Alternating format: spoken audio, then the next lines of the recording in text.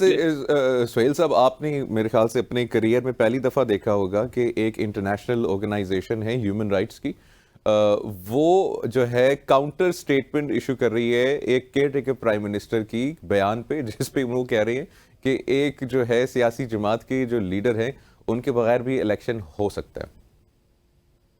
बिल्कुल ऐसे जब प्राइम मिनिस्टर निगरान वज़ीर-ए-आज़म अनवारुल्लाह काकड़ साहब आगे बढ़ चढ़ के अग्रेसिवली और बोल्ड स्टेटमेंट देंगे, तो फिर रिएक्शन तो डेफ़िनेटली आएगा और स्पेशली जब आप बैरून मुल्क हों, आलमी मीडिया से आप मुखातिब हों और आप किसी एक जमात के सियासी मुस्तकबिल के हवाले से उसके इलेक्शन में उसकी शमूलियत के हवाले से बात करेंगे, तो फिर क्रिटिसिज़्म भी होगा, सवालात भी उठेंगे और आपकी फिर एफ़िलिएशन किसी दूसरी सियासी जमात के साथ लिंक करने की कोशिश की जाएगी।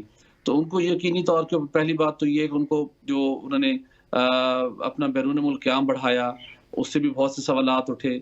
उनको जो अब हम देखते हैं कि वहाँ पे जो अच्छा, इक़वाम ये तो मुत्तहिदा की बताएं सुहेल साहब, आपके पास इन्फॉर्मेशन होगी, हमारे नाजरीन के साथ प्लीज शेयर कीजिए। अभी जो है हमारे निगरान वजीर आजम जो है अमेरिका का दौरा भी किया, फिर सोशल मीडिया पे काफ़ी चीज़ें वायरल हैं कि वो पेरिस भी रुके और पेरिस के बाद लंदन में मौजूद हैं। तो बेसिकली ये क्या वजूहात हैं? कोई बहुत अहम सरकारी काम है जिसकी वजह से इन्हें जाना पड़ा? अमेरिका की तो चले समझ में आ रही है, पेरिस और लंदन में क्या कोई सियासी काम है? पाकिस्तान की सरकार के वहाँ पे मौजूद होना लाजिम है? देखिए, जो सोशल मीडिया के ऊपर तो बहुत से मालूमात कही, बहुत से उनकी उनकी तनकीद हुई, उनके ऊपर इल्ज़ामात लगे कि उन्होंने यहाँ काम किया, यहाँ पे फैमिली के साथ उन्होंने स्टे किया, उनके साथ कुछ दोस्त हैं, अजीब किस्म के सवालात उठते रहे। लेकिन गुज़श्ता रोज़ हमने भी कुछ कोशिश की कि कुछ हवालों से तर्जुमान विज़डम हाउस से ऑफ़िशियली बात की जाए ताकि सारे मामले की क्लैरिटी हो।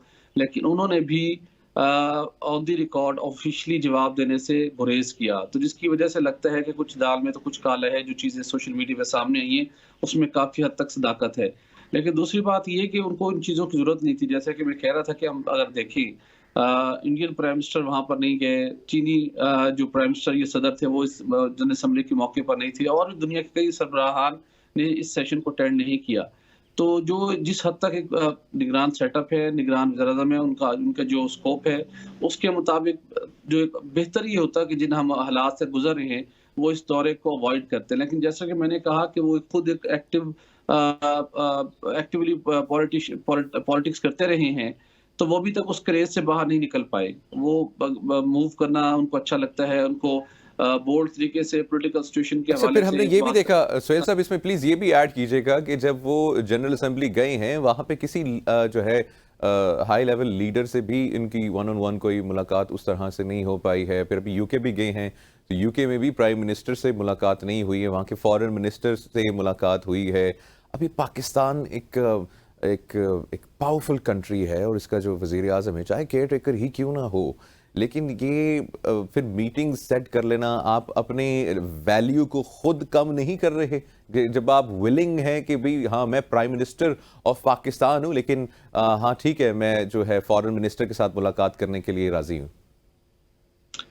आपने ठीक कहा, किसी बड़े आलमी लीडर से उनकी वहाँ पर मुलाकात नहीं हो सकी, जिसकी तवक्को की जा रही थी कि अगर वो गए हैं, तो यकीनी तौर के ऊपर शायद उनकी वहाँ मुलाकात हो और वो कुछ चीज़ों को पाकिस्तान के हवाले से उजागर करने में कामयाब हों। लेकिन साइड लाइन के ऊपर मुख्तलिफ जो सेशंस थे, वहाँ पर उन्होंने जैसे कि आईएमएफ के सरबराह से मुलाकात की, तो उन्होंने भी उनको आईएमएफ की सरबराह ने उनको बताया कि पाकिस्तान के अंदर जो स्ट्रक्चरल चेंजेस की ज़रूरत है, वो नहीं हो पा रहे हैं। इसकी वजह से आम आदमी के लिए मुश्किलात बढ़ रही हैं।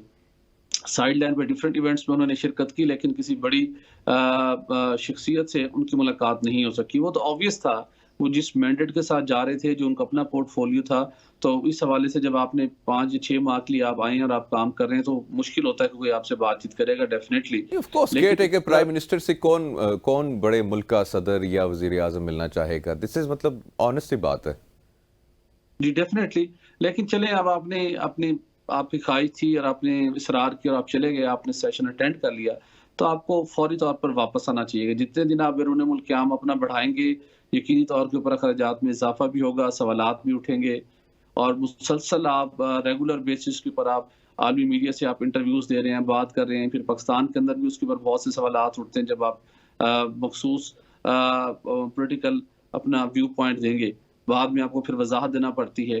तो मेरे ख़्याल में जो उनका रोल था उसके अंदर उनको अपने आप को कन्फाइन करना चाहिए और उस रोल के अंदर रहते हुए अपनी सरगर्मियाँ अच्छा कंटिन्यू करनी चाहिए और उनको फ़ौरन वापस आ जाना चाहिए मेरे ख़्याल में, जो कि कोई बड़ी उनकी बाहर अगर फॉर एग्ज़ाम्पल उन्होंने कोशिश की या उनकी यूके के प्राइम मिनिस्टर से मुलाकात होती भी सही, तो एक रस्मी मुलाकात के अलावा उसके अलावा उससे कोई फर्दर उसके अंदर कोई बड़ा ब्रेक थ्रू नहीं होना था।